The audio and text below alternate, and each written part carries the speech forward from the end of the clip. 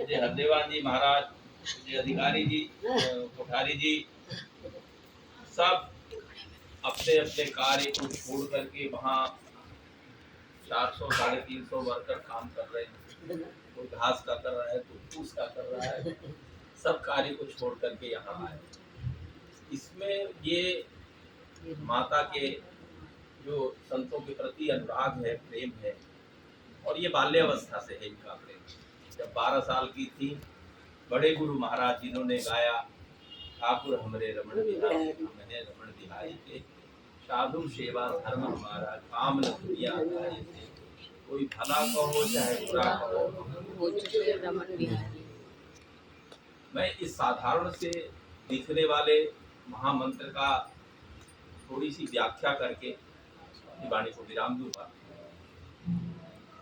ये बहुत सामान्य वाक्य दिखता है, और आजकल के बच्चों को जो थोड़े पढ़े लिखे हैं उनको समझ में नहीं आएगा कि इसमें क्या कहा गया। ठाकुर हमरे रमण बिहारी, हम हैं रमण बिहारी, दोनों एक ही बात है। वो हमारे हैं ठाकुर जी और हम ठाकुर जी। तो इतनी गूढ़ रहस्य है, इस पे एक बहुत बड़ा ग्रंथ लिखा जा सकता है इस वाणी में। क्योंकि हमारा जीवन, जो सनातन धर्म के लोगों का जीवन है, वो प्रेम के बंधन में बंध करके, और हम खुद ही आत्मार्पित करते हैं, स्वीकार करते हैं। वेद हमारा जो मुख्य ग्रंथ है, जिससे हम जीवनचर्या का प्रेरणा लेते हैं, वो वेद। वेद में दो है, विधि और निषेध। विधि मतलब बड़ों की आज्ञा मानना चाहिए, ये विधि है। भगवान हमारे हैं, मैं भगवान का हूं, ये विधि है। सत्यम वद विधि है। विधि माने जो हमें करना चाहिए, जो वेद में लिखा हुआ है, और निषेध भी लिखा हुआ है। निषेध क्या है? असत्यम मा वद, झूठ नहीं बोलना चाहिए। हिंसा मा कुर्यात्, हिंसा नहीं करनी चाहिए। कैसी भी हिंसा, वाणी से, क्रिया से, और किसी भी प्रकार से हमें, कर्म से, किसी भी प्रकार से हिंसा हमें नहीं करनी चाहिए, ये निषेध है। तो विधि और निषेध दोनों ही कहाँ है? वेद में। वेद से ही विधि निषेध निकला। ये करना चाहिए, बड़ों की आज्ञा मानना चाहिए। दूसरी, बड़ों की अवहेलना नहीं करनी चाहिए, बड़ों की आज्ञा का उल्लंघन नहीं करना चाहिए। ऐसा हो, हमारे जीवन में यही बातें सिखाई जाती है। गुरुजन, माता पिता, आचार्य और गुरुदेव भगवान, सब लोग यही सिखाते हैं, ये करना चाहिए, ये काम नहीं करना चाहिए। तो अब इस वाक्य में देखिए, ठाकुर हमरे रमण बिहारी विधि है। हम इस बात को स्वीकार करते हैं कि ठाकुर हमारे हैं। और सच पूछो तो हमारे परम श्रद्धेय वीतराग संत स्वामी राम सुखदास जी कहते थे कि हम व्यवहारिक संबंध तो चाचा ताऊ, भैया भाभी, बहन, माता पिता, सब संबंध है, लेकिन सच्चा संबंध कौन सा है? भगवान से जीव का संबंध, आत्मा से परमात्मा का संबंध। आत्मा जिस दिन परमात्मा के अनुग्रह को समझ लेगा, वो कभी दुखी नहीं होगा। हम परमात्मा के अनुग्रह को भूल जाते हैं। जो चीज प्राप्त है उसके लिए कोई कृतज्ञता ज्ञापित नहीं करते हैं। जो चीज अप्राप्त है, जो हमें प्राप्त नहीं है, उसके लिए हम बेचैन और दुखी हैं, रो रहे हैं। जो प्राप्त है उसका आनंद नहीं ले पा रहे हैं। जो चीज हमारे पास है उसका कभी हमने कृतज्ञता ज्ञापित की, खुशी मनाया, उत्सव मनाया कि ये चीज हमारे पास है। हमारे दोनों हाथ ठीक है, दोनों आंख काड़े नहीं है, नहीं तो काड़ा काड़ा लोग कहते। इसके लिए कभी हमने कृतज्ञता ज्ञापित की भगवान की? नहीं करी। जो अप्राप्त है उसके लिए हम दुखी हो रहे हैं, और जो प्राप्त है उसका आनंद हम भुला बैठे हैं। वो, उसमें हमें कोई आनंद नहीं आ रहा है। तो भगवान की कृपा है, और भगवान हमारे हैं, यह स्वीकार्यता, हृदय से इसको स्वीकारना है कि भगवान मेरे हैं, ठाकुर हमरे। और रमण बिहारी कृष्ण भगवान, राम जी, शिव जी, ये हमारे हैं, हम उनके हैं, ये भी विधि है। और निषेध क्या है? काम न दुनियादारी। दुनियादारी का मतलब है अत्यधिक कामना रखना, दूसरे की वस्तु को देख करके उसको प्राप्त करने की इच्छा रखना। ये क्या है? ये वासना है, कामना है, अभिलाषा है, चाह है। यह हमें हमेशा दुखी बनाते हैं। जो हमें भगवान ने दिया है उसके प्रति हमें कृतज्ञता ज्ञापित करनी चाहिए भगवान की। तो ठाकुर हमरे रमण बिहारी, हम है रमण बिहारी के, ये विधि हो गया, विधि वाक्य। निषेध क्या हो गया? काम न दुनियादारी, ये निषेध वाक्य। दुनियादारी से ज्यादा इच्छा मत करना। किसी से भी हम अपेक्षा बुद्धि रखते हैं ना, बहू आएगी, काम कर ली होगी, अब मेरे पैर में तेल लगाएगी, इंतजार करके बैठे हैं, बहू आएगी आएगी आएगी आएगी, आई नहीं तो अब दुखी हो रही है, दुखी हो रही है, दुखी हो रही है कि बहू आएगी, इंतजार कर रहे हैं कि पैर में, अब सब काम निपट गया होगा घर का, अब आएगी, अब आएगी। आज की बहुएं कहाँ आती है? पहले की बहुएं एक की निर्धारित होती थी कि अम्मा जी के कमरे में जाकर के और सब काम निपटाने के बाद फिर जो है 11, साढ़े 11, 12 बजे तक अम्मा जी के पैरों में तेल लगाएगी, क्योंकि पैर तलवे में तेल लगाने से थोड़ा ठीक रहता है बुजुर्ग के। लेकिन अगर अपेक्षा बुद्धि हो गई कि आएगी तो नहीं आएगी और हम दुखी होंगे। तो इसलिए अपेक्षा किसी से ज्यादा रखना नहीं है, अपेक्षा रखने से दुख होता है। तो काम न दुनियादारी से तात्पर्य है। ऐसे ही देखो, ये साधारण वाक्य नहीं, ये उद्गार है। मीरा ने भी ऐसे एक उद्गार दी है जिसमें विधि भी है, निषेध भी है। मेरे तो गिरधर गोपाल, ये हो गया विधि वाक्य। विधि वाक्य स्वीकार्यता, एक्सेप्टेंस। उसने स्वीकार किया कि हमारे ठाकुर है, मेरे गिरधर गोपाल हैं। दूसरी लाइन में उसने निषेध किया, मेरे तो गिरधर गोपाल दूसरों न। लेकिन आज हम लोग गाते हैं, सुनते हैं ये भजन, लेकिन कभी इसको स्वीकार नहीं करते हैं। हम लोग सोचते हैं ये हमारे हैं, ये हमारे भाई है, ये हमारे पत्नी है, ये हमारे पुत्र हैं, ये हमारे मित्र हैं, ये हमारे सगे हैं, ये हमारे संबंधी हैं। सगे संबंधी जिस दिन तुमको लकवा मार जाए, बेड पे पड़ो रहो, पता लग जाएगा कौन कौन संबंधी है, कौन मित्र है, कौन तुम्हारे भले हैं। इसलिए अपने परलोक की बात को सोचो, किसी से बैर मत करो, किसी से द्वेष मत करो, किसी से ईर्ष्या मत करो।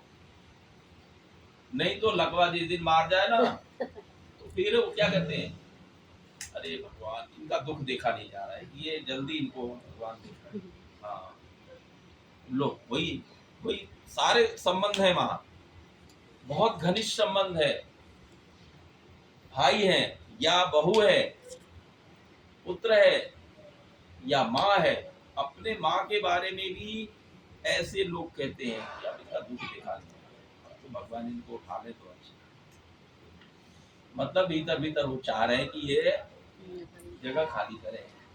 तो संसार के संबंध तो ऐसे ही है, जब तक आपसे काम है, जब तक आपके चेहरे पे सौंदर्य है, जब तक आपके बाजुओं में काम करने का, बर्तन भाड़े और रोटी पानी बनाने का सामर्थ्य है, तब तक आपकी पूछ है।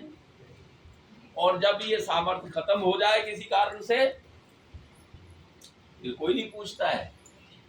तो संबंध जितने भी हैं वो सब सांसारिक संबंध, स्वार्थिक संबंध हैं। स्वार्थ लाग कर ही सब स्थिति। इसलिए समय रहते चेतावनी है आप सबको कि समय रहते सांसारिक संबंध से व्यामोह छोड़ना है। उनसे संबंध तो रहेगा ही, पिता है, माता है, पत्नी है, तो संबंध तो रहेगा ही, लेकिन उसमें जो एक झूठा मोह फंसा हुआ है, उस मोह को छोड़ना है और कुछ अच्छे कर्म करने हैं। किसी से द्वेष नहीं करना है, किसी से ज्यादा राग नहीं करना है। राग और द्वेष दोनों निषेध है। राग भी ज्यादा दुखकारी होता है और द्वेष भी ज्यादा। द्वेष क्या होता है पता है? अगर किसी से द्वेष है ना, वो सामने दिख जाए तो शरीर के मतलब हाँ उबाल आने लगते हैं, दिख जाए। अब उसको उसको कुछ पता चला या नहीं चला, लेकिन हमारे अंदर हमारा जो हृदय है वो दग्ध हो गया। इससे ईर्ष्या अग्नि से, ईर्ष्या रूपी अग्नि से।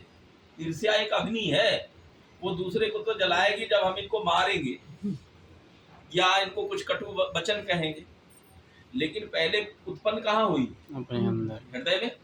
हमारे हृदय को पहले उसने दग्ध किया, जलाया। अग्नि अपने अधिकरणों को जलाती है। जैसे पहले कंडे पे आग मांगने जाते थे, दूसरे के घरों से आग मांग के लाते थे, अब तो माचिस है, लाइटर है। गांव में पहले अग्नि एक दूसरे घर से मांग के लाते थे। संध्या हुई तो अग्नि मांग के लाते थे, तो कंडे पे लाते थे, जो कंडा होता है ना, तो उस पे अग्नि लाते थे। और रास्ते में जो है, माता ने देखा होगा, अग्नि को कंडे थोड़ा थोड़ा तोड़ के ऊपर से डाल देते थे तो सुलग जाता था, और जिस जिस कंडे पे रखा होता था उस कंडे को पहले जलाता। तो अग्नि जहां भी रहेगी, ईर्ष्या अग्नि, क्रोधाग्नि, हम अगर किसी को कटु वचन कहेंगे तो उसको कष्ट होगा, लेकिन पहले क्रोध हमारे हृदय में उत्पन्न हुआ तो हमारा हृदय दग्ध हुआ, हमारा हृदय जला। तो ये हमारे गुरु महाराज की जो वाणी है, ठाकुर हमरे रमण बिहारी, हम हैं रमण बिहारी के, साधु सेवा धर्म हमारा, ये विधि, साधु सेवा धर्म हमारा, ये भी विधि है। और निषेध क्या है? काम दुनियादारी। ऐसे जितने भी जो महापुरुष हैं, जो आत्मोपलब्ध आत्मज्ञानी महापुरुष हैं, उन सबको ये बात पता लग जाता है कि संसार का जो संबंध है वो संबंध व्यवहारिक संबंध है, पारमार्थिक संबंध नहीं। पारमार्थिक संबंध हमारा केवल एकमात्र भगवान से है। इन्हीं शब्दों के साथ आज यहाँ आकर के, और माता से हमारा भी अनुराग हो गया है, और बड़े बड़े गुरु महाराज जी का भी है, पहले वाले गुरु महाराज जी का भी था, सबसे बड़े महाराज जी का। तो इनके अनुराग के कारण आज हम लोग प्रेम में बंध के चले आए हैं। आप सबके लिए मंगल की कामना, आपके जीवन में आनंद हो, खुशहाली हो, लेकिन खुशहाली किसी दूसरे का छीन के नहीं, बल्कि जो प्राप्त है भगवान की कृपा से, जो प्राप्त है उसी को खूब मानो। ठाकुर की खूब कृपा है, ठाकुर की असीम कृपा है, ऐसा मानकर जीवन का अपने चरम लक्ष्य जो है भजन। अभी 2 दिन पहले महाराज जी वहाँ पठानकोट में बोल रहे थे कि गोपाल विलास का पाठ अवश्य करना चाहिए। 1 पंक्ति पढ़ो, 1 पन्ना पढ़ो, 2 पन्ना पढ़ो, गोपाल विलास का पाठ होना चाहिए घर में। 5 माला जिन्होंने गुरु मंत्र ले रखी है, 5 माला जप होना चाहिए। ये सब करने से हमारा हृदय जो विकार है मन में, ये मनुष्य के विकार है, हमारे हृदय में भी ईर्ष्या आती है, काम आता है, क्रोध आता है, लोभ आता है। सबके हृदय में काम, क्रोध, लोभ है, लेकिन उनसे विजय प्राप्त करने के लिए हमें माला करने हैं, हमें गोपाल विलास का पाठ करना है। नर का अंतर तम अपहारी, विज्ञ साधु नहीं रवि न विचारी। हमारे हृदय के अंधकार को दूर करने के लिए वाणी है, संतों की वाणी, उससे हमारे हृदय का अंधकार दूर होगा। न कि ये आकाश में विचरण करने वाले भगवान सूर्य के रोशनी से हृदय का अंधकार दूर नहीं होगा, अज्ञानता दूर नहीं होगी। जगत में प्रकाश तो हो जाएगा, जगत की सब चीजें दिखेगी, मकान दुकान सब दिखेगा, आदमी दिखेंगे, लेकिन आप आत्मोपलब्धि का साधन नहीं होगा। वो अज्ञान अंधकार है हमारे हृदय में। अज्ञान तो संतों की वाणी से दूर होगा। तो संतों की वाणी को हृदय में धारण करना चाहिए, इसी में हमारा परम कल्याण है। इन्हीं शब्दों के साथ आप सबके लिए मंगल कामना। हम लोगों के बीच में हमारे कहते हैं भक्ति का क्षेत्र है गंगा जी का तट, और तपस्या का क्षेत्र है नर्मदा जी का तट। तो नर्मदा जी के तट से पधारे परम तपस्वी परम पूज्य रामानंद जी महाराज पधारे हैं। इनसे मैं कहूँगा ये भी अपने 2 मिनट आपको आशीर्वचन देंगे। बाकी हमारे पूज्य हरदेवानंद जी महाराज जी, कोठारी जी, इंद्रेशान जी, महादेवानंद जी, रघुनंदनानंद महाराज, पूज्य हमारे प्रभारी हैं, छात्रावास के प्रभारी, आप बच्चों जितने भी हैं सभी इनके देख रेख में रहते हैं।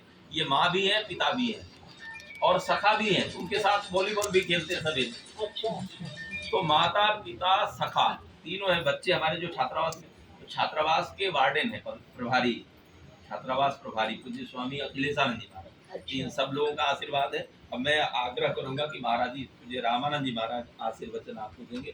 जय श्री कृष्ण। जय श्री यस्यां केचरिभाति भूधरसुता देवा पगामस्तके बाले बालविदुर्गले च गर्भं यस्योऽसि व्यालराट् सोऽयं भूतिविभूषणा सुरवरा सर्वाधिपा सर्वदा सर्वा सर्वगता शिवा शशिनिभा श्रीशङ्करा पातु माम् वसुदेवसुतं देवं कंसचाणूरमर्दनं देवकी परमानंदं कृष्णं वंदे जगद्गुरुं।